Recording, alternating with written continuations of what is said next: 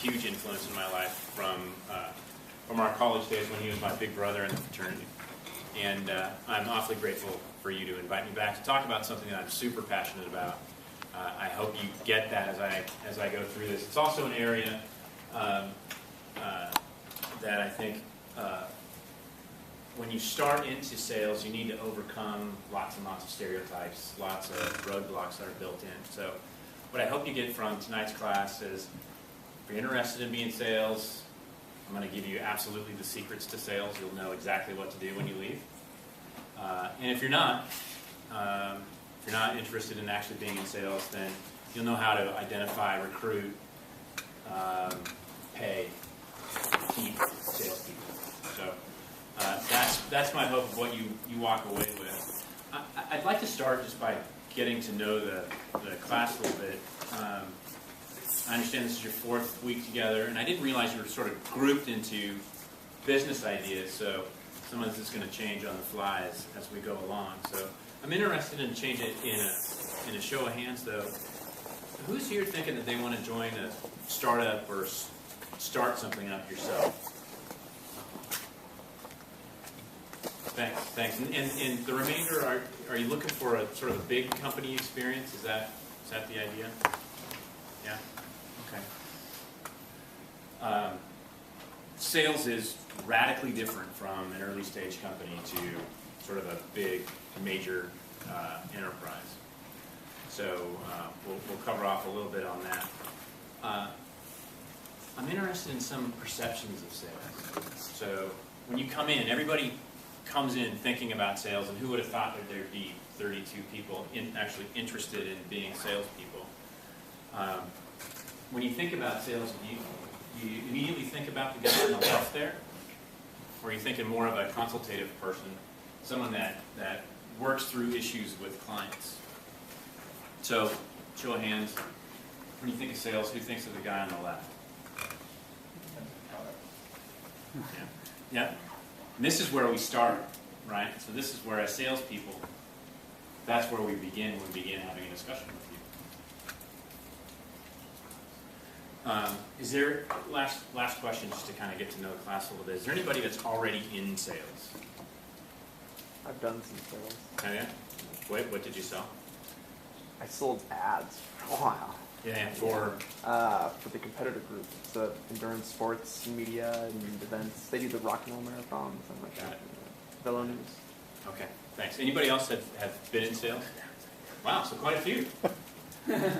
I'm surprised. So what did you sell? And what did you find in, if anything, what did you find enriching about that? So I have an engineering background, and I did it just as a pure learning experience. I didn't see it as a career, but I wanted to learn more about sales and push myself that way. Yeah. Doing sales, cold calling, that's what it was for me. Brutal. It strips you down to who you are. It really can break you.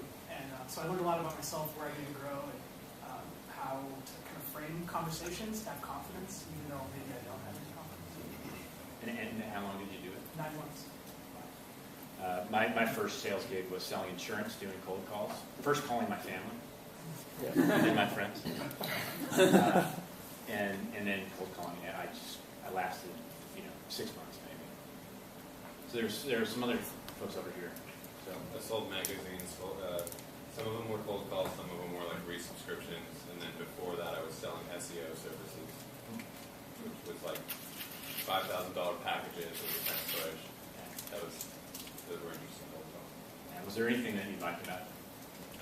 No, I quickly moved into the design side as far as the SEO goes, and then the magazine sales I did for like 2 months when I was living down the street here and didn't have any money at all. You guys have had the hardest experiences in sales. Doing what you did is the toughest thing. I think it's one of the hardest things you can do in business. So it doesn't have to be that way. So and hopefully I'll show you a little bit about how it doesn't have to be that way.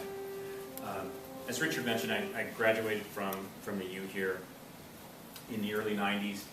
I thought I was going to be a lawyer. I took the LSAT. I applied to law schools. I was accepted into law schools. I then decided that I'd better ask my lawyer friends if they liked what they do, and none of them did. It sounded like it was worse than even your sales experiences. So that's at that point I decided that's probably not a great idea. I jumped into what's turned out to be customer-facing roles for the last 20 plus years. I've been program manager. I've been had all kinds of roles in marketing up through director of marketing for professional services firms. And jumped into the sales side when I got into high tech in the late 90s. And I've had all kinds of sales roles, selling all kinds of things in all kinds of companies. For the last 9 years, I've been in the wireless space. I'm currently the VP of Sales and Account Management for a company called OpenMarket.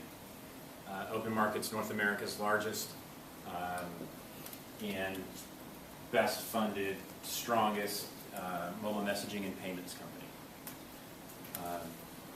We've been around since '99, and we have offices just down on the waterfront in Seattle.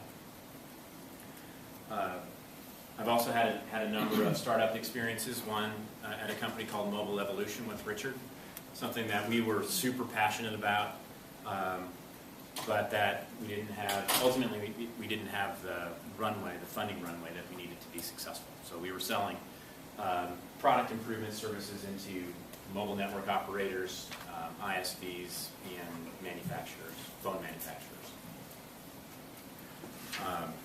Tons of fun, but ultimately got recruited out to come here to OpenMarket. My area of expertise, if you want to stretch things, is consultative selling into businesses. So we're going to talk about a couple of different types of selling, but where I really focus is that solution selling, that consultative sale of complex solutions into businesses. This is what, as I was mentioning, we face when we start the sales conversation. A, B, C. A, always be B, C, closing. Always be closing. Always be closing. AIDA, attention, interest, decision, action. Attention, do I have your attention? Interest, are you interested? I know you are, because it's or walk. You close or you hit the bricks. Decision, have you made your decision for Christ? And action. AIDA, get out there. You got the prospects coming in. You think they came in to get out of the rain? A guy don't walk on the lot lest he wants to buy. You're sitting out there waiting to give you their money. Are you going to take it? Are you man enough to take it?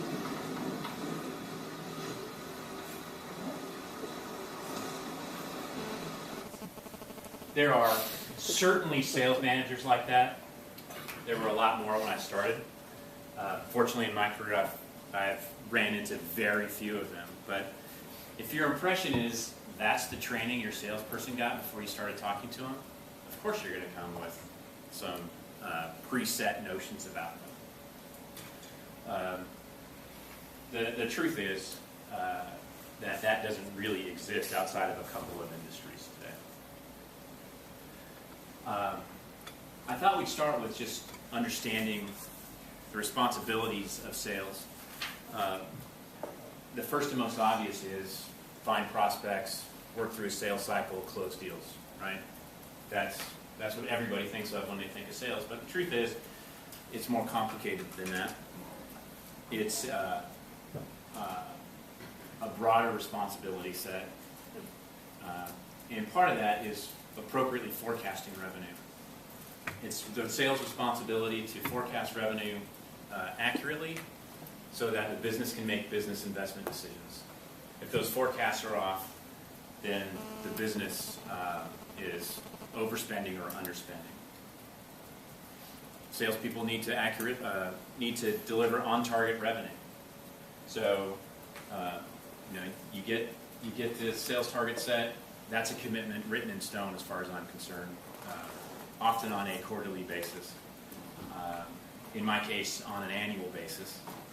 And if you aren't able, for whatever reason, market conditions, product problems, support problems, funding problems for the business, if you can't deliver, then once again, that company's in trouble. Sales is also in an interesting position in that we're on the front lines. We're out in the market. We're in front of customers all the time, and it becomes our responsibility from being in that privileged position to become the voice of the customer. We need to come back to the company to help the company understand what the customers are looking for, what's working about our product or solution, what's not working about our product or solution. Along the same lines, how can we improve it? So, gathering intelligence from the marketplace, from competitive information, to help our product evolve over time, something that Apple's done a fantastic job. So, helping to shape our company's products is a responsibility that often falls to sales. And finally, it's our responsibility to be out and fishing for information about our competitors. Stuff that's not immediately obvious, not stuff on their website, stuff that we can only gain by directly interacting with in competitive situations. So one of the things that I do in negotiations when I'm dealing with customers, there's always comes a point in time when your customer asks you for a price reduction. My response to that is for customers that are with a competitive account, why don't you send me that competitor's contract so I can take a look at the terms to make sure we're talking about apples to apples comparison. You'd be shocked at the number of customers or prospects that willingly send over a competitor's contract. And I've learned that if I don't make it a big deal, they don't make it a big deal, and those contracts are a gold mine for finding out competitive information. How are we priced? Are we easier to do business with or harder to do business with? Are our insurance requirements the same, better, or worse? Payment terms, pricing, of course, product positioning, legal terms, indemnifications, and warranties. Sales is really the best way to get competitive information. So as you think about your startups, think about when you start to build out sales teams, how you can get intelligence on your competitors. Your sales force is probably the number one way that you can do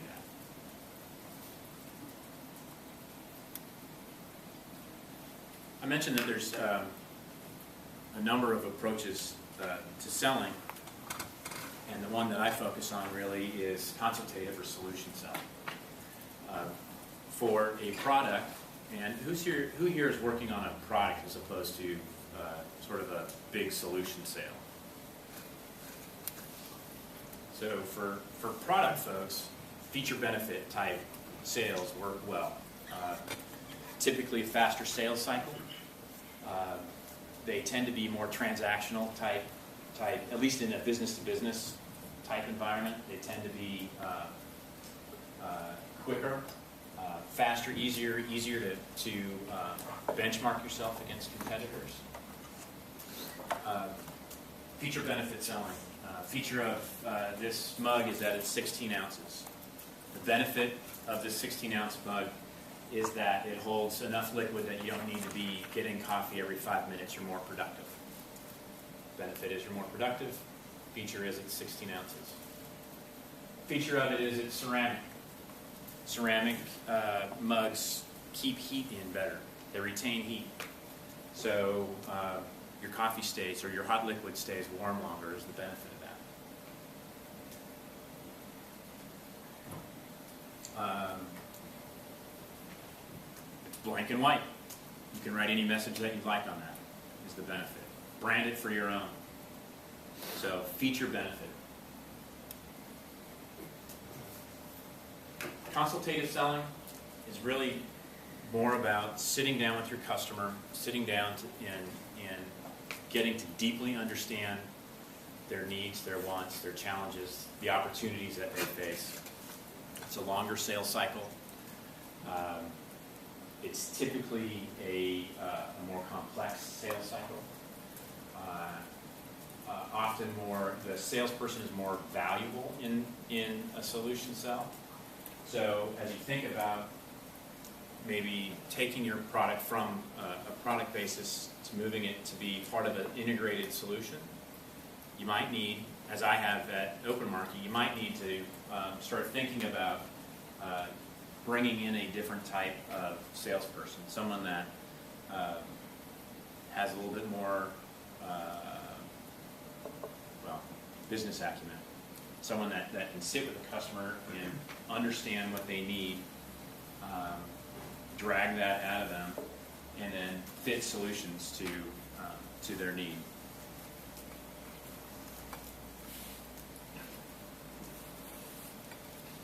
Then finally,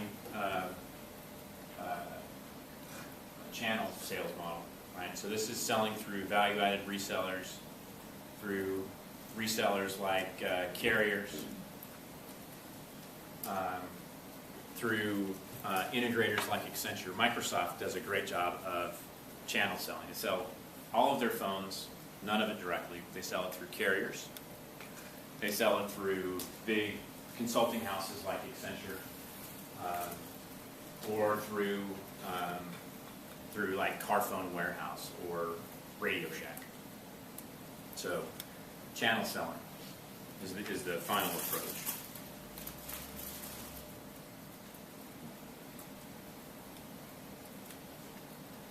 No matter what approach your company takes,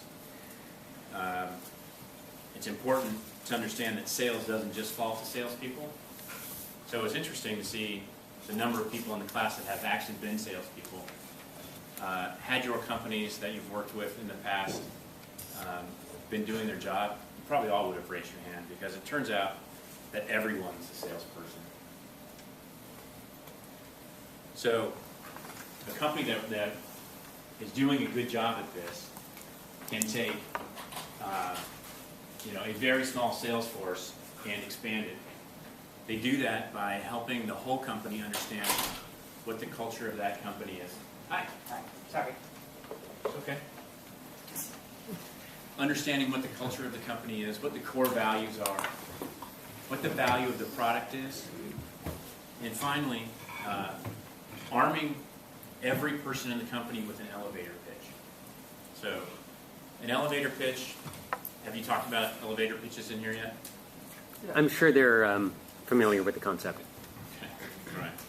So, elevator pitch, 1 to 3 sentences. You should think of it like a resume. It's not supposed to explain everything about you. It's supposed to get you past the first date, so you can begin a real dialogue. A good elevator pitch addresses the market. It identifies the product, solution, or product, and describes some of the value proposition. OpenMarket is the country's largest mobile messaging and payments company. That's my elevator pitch for OpenMarket. Most people look at me like, I don't understand what that means. That allows me to say, well, to us, mobile messaging means text messaging, rich media messaging, and push notifications into smartphones from businesses or applications out to mobile subscribers. And mobile payments really focuses on first generation mobile payments. We've been doing it since 1999. It allows people to buy things like ringtones, wallpapers, MP3s from their phone. It's been around forever, and we're the largest. So that's my OpenMarket elevator pitch. I'd like to take 5 minutes, and I'd like you to I understand you have groups that are working together. Gather into your groups, take 5 minutes, come up with an elevator pitch, or a number of elevator pitches, and then let's talk about them when you're done. Which is your favorite? My favorite. Hello. That's why I was Music app helps you learn and write music on your schedule. One more time, please. I'll just do a different one this time. Music app is the first ever sheet music reader, writer, and follow along that replaces the expense and commitment of private instruction. I actually like that a lot. What do you guys think? Yay! That's good. I think it has all of the elements, right? So it's brief. I get a good sense of what the product is. It makes me want to know more about it if I'm anywhere near that market. So nice job. Thank you. I appreciate it. Who else thinks they have a really good elevator pitch? Go ahead. Sixth Man is a mobile service for basketball enthusiasts. It provides analytics, novel rankings, and crowd sentiment in real time during games. So I think I'd want to ask one more thing about that, and that's what's the benefit to that? So I get all that, and why am I going to love it? If you are a basketball enthusiast and you want something while watching the game To enrich your game enrich your experience. Yeah. experience. So I think you can tweak it Right. to include that. Someone over here had another. For the modern person who strives to improve their life and the life of those they love, Baybot is an intelligent robotic companion that educates and inspires you. Unlike existing robotic toys or automated appliances like vacuum cleaners, Baybot is aware of you, learns about you and your activities, and can be augmented with thousands of useful applications to enhance your life. So that felt long to me. When I think about these things, I think about being at a cocktail party or literally in an elevator. So is there a way that you could scrunch that up a little bit? Yeah, we could lose some of the emotion. We could say we make robots that make Don't lose it. it's not If I was in a cocktail party or in an elevator, I'd say we make robots that improve your life and the life of those you love. I like that. It makes me want to know more, right? So, and after that initial sentence, after the first 30 seconds on the phone with somebody, what's going to compel me to have a deeper conversation with you? And that's when you can go into the more detail. Is anybody over here that had a great one?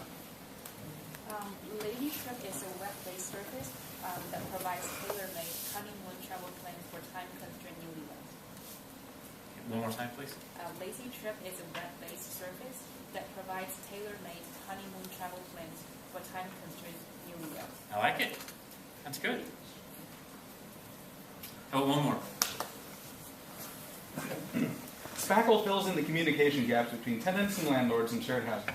Bills get paid on time, tenants find like-minded fellows, and landlords don't rent to madmen. And landlords don't rent a what? Madmen. Worst case tenants. It's not exactly what I heard. So I like it. And again, I wonder if we can scrunch it up just a little bit. So I think you're 85% there. So nice job. Thank you. Thanks for sharing. Just one. Oh, yeah. So we provide a community for patients or caregivers to connect with their peers and share hope and health information to help them in their journey. In their journey to health, in their journey to improvement or just to more so healthy they're life. kind or- of chronic conditions which these patients are facing. So in their journey, just kind of providing a platform for people to connect to and share information, provide hope. Here's your journey of healthcare. Do you even need that last part? Can you say it again? We provide a community for patients or caregivers to connect with their peers and share hope and health information to help them in their journey. So what if you stop it at connect? Correct? Sorry about this. Just one more time. We provide a community for patients or caregivers to connect with their peers and share hope and health information.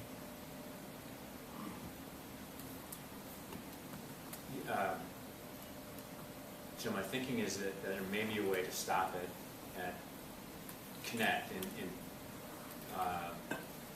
build out around that somehow.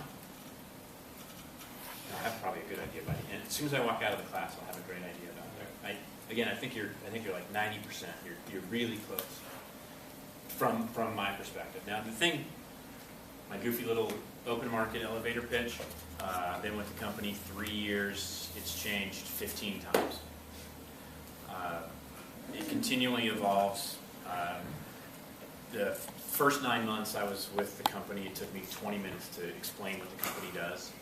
I worked for I used to work for a mainframe software company, and I never did get my wife to understand what we did. Trying to do the same thing. So if you don't feel like you have it right now, don't be discouraged. Keep beating on it. And I'm actually really impressed by the elevator pitches I've heard. And if you just keep working on it, gnaw away on it a little bit, it's going to come to you one day in the shower, and you're going to go, that's it. I don't have kids, but I have lots of animals at home, and they hear my elevator pitches constantly. So I think if there's one thing that's going to make you successful in terms of getting past the first call, getting past the first email, it's having a strong elevator pitch. So I encourage you to spend lots and lots of time on it. Question? Oh, yeah, hi. Hi. I noticed in the pictures and in your elevator pitch that you started with company name is, so is that what you're trying to define? Are you trying to get the company name in there? Not necessarily. And I wouldn't say that I'm that structured about it. Doesn't hurt. Yeah, I mean, it doesn't hurt, particularly when you're talking to somebody that doesn't know anything about the company or where you're coming from. So if it makes sense, I'd encourage you to include it, but I wouldn't say that you have to. It seems like with salespeople, often I hear them, repeating their brand, repeating the name of their product. You pick on, mass pyramid marketing. Amway, and it's always you hear the product over and over. Yeah.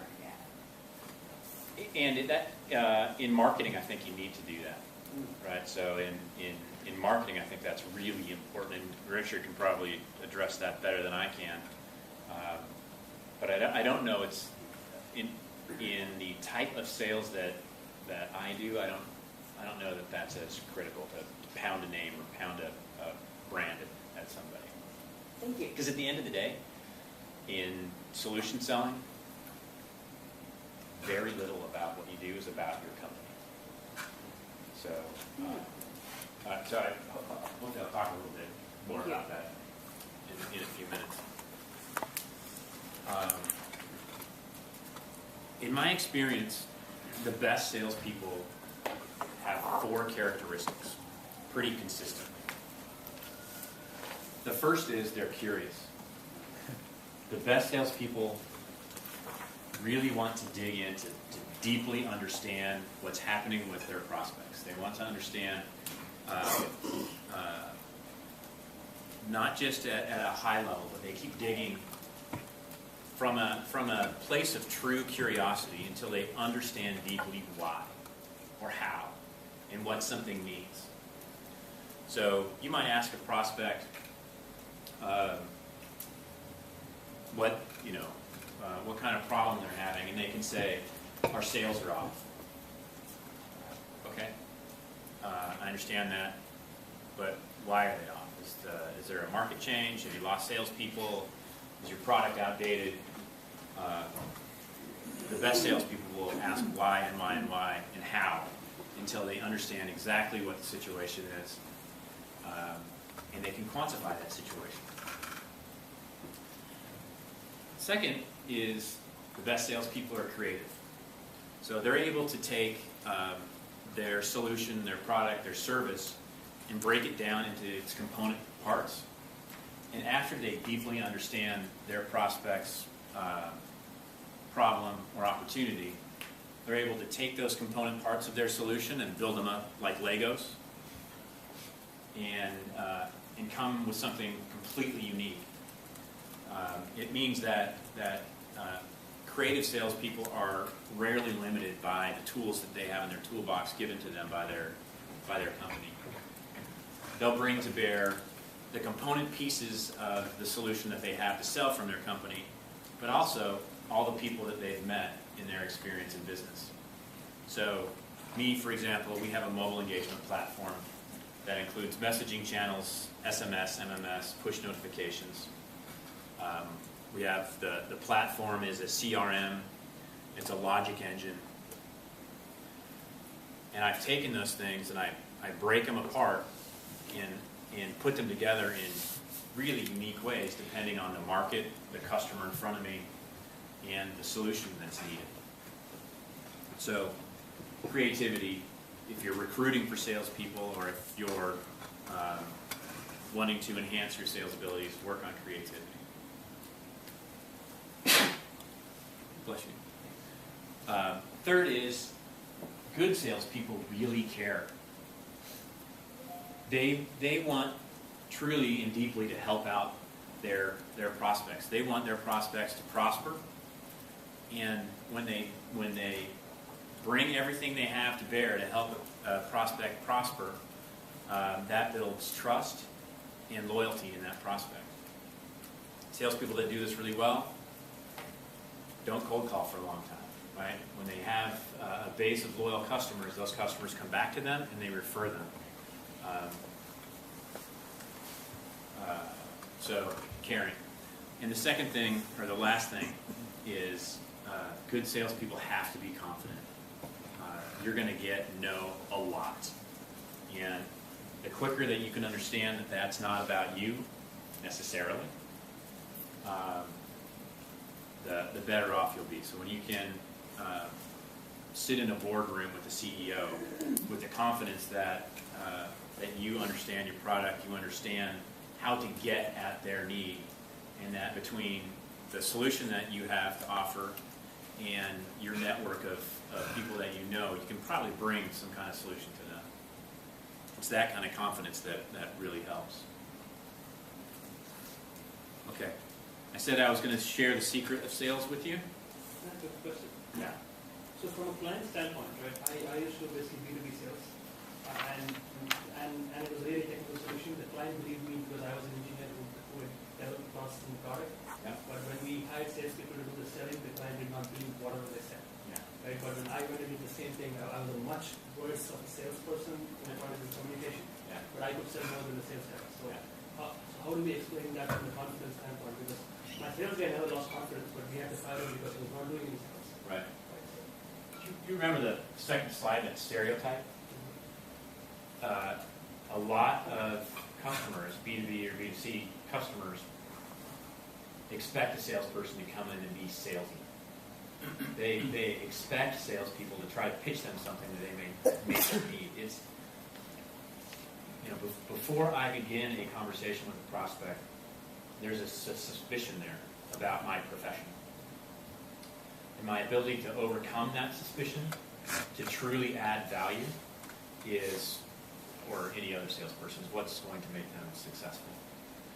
In a very technical solution sale, what I do, so I have account executives that work for me, and I pair them up with solution architects or sales engineers that can talk the technical talk that I don't expect my salespeople to do. I expect my salespeople to open doors, to get conversations started, and then I have a sales team that comes in and supports them to close the deal.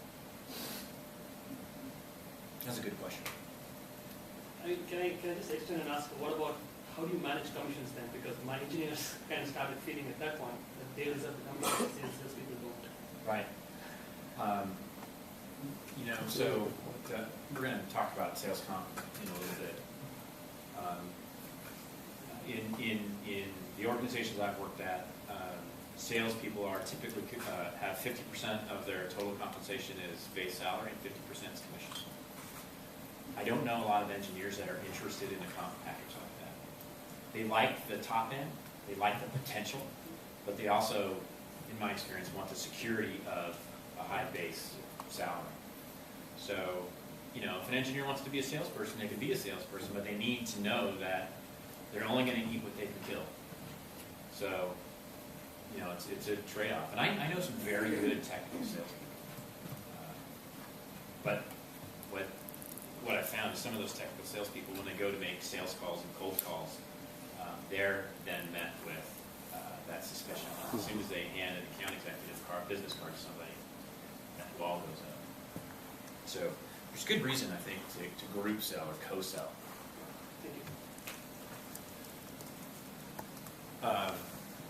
The secret to sales.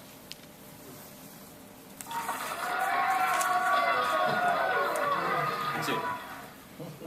Take a deep, caring interest in helping your prospect. You want to support their objectives. You want to help them overcome their problems. Ultimately, you want to get them promoted.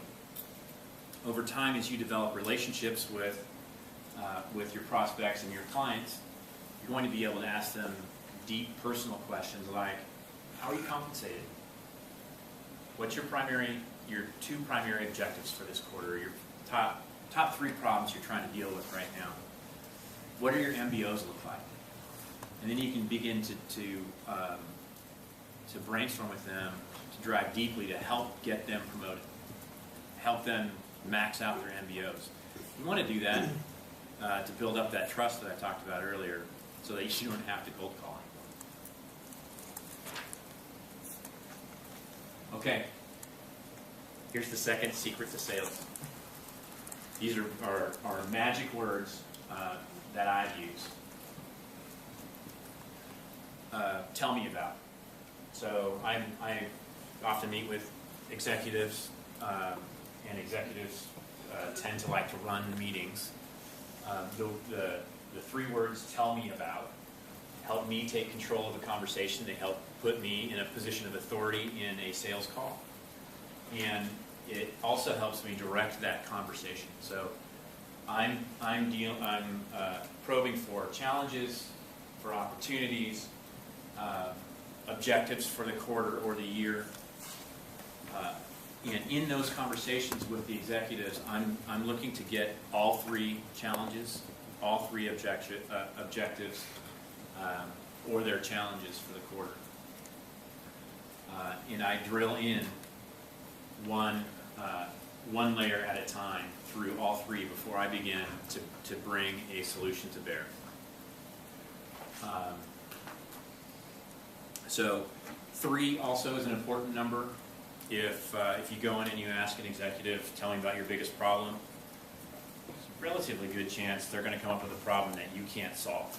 If you ask them, tell me about your 5 top problems or your top 4 problems, it's been my experience that they get stuck and they can't think through it. But 2 or 3 seems to be the magic number. Everybody can think of 3 problems. Often what I'll get is somebody will say, oh, I'm having a problem with X. Drill into that. Okay, tell me about your next. And they'll pause and they'll hem and haw, but ultimately they'll come up with something. We can drill through that and then drill through the 3rd.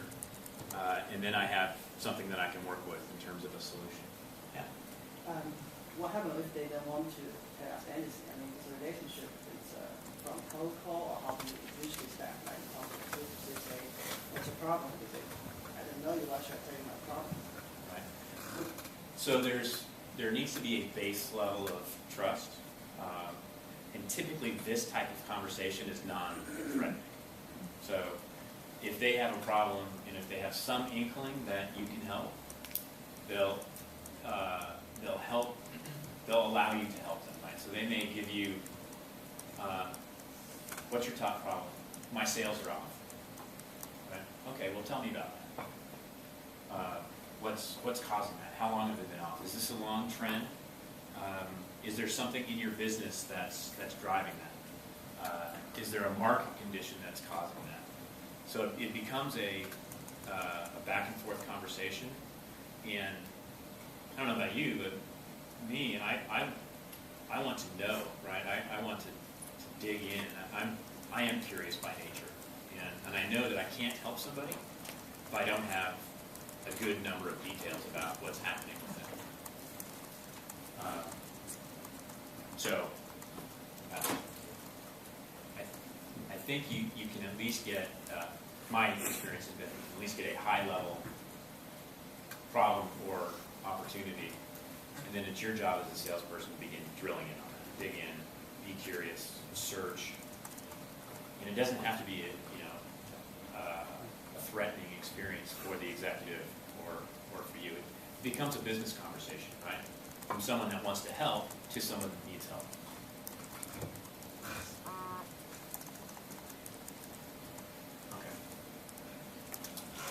Okay. So as I mentioned, the way I approach this, I try to find threes of things, right? And I always try to get all three of those things, all four of those things, before I begin to go into solution mode.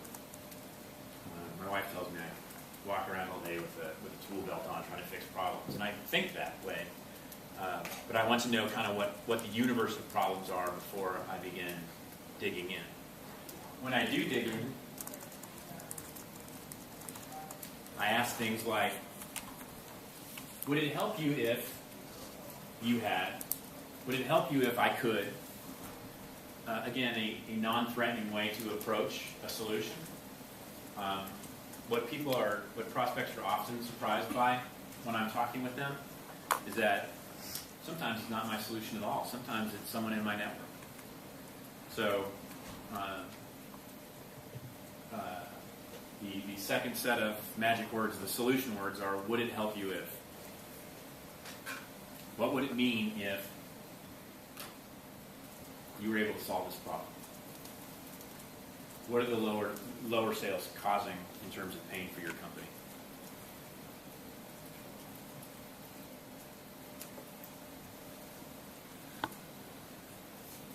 Okay. I'm concerned about time. So you should be. And Yeah. I thought I might. So we've only got 2.5 hours left. Yeah. All right.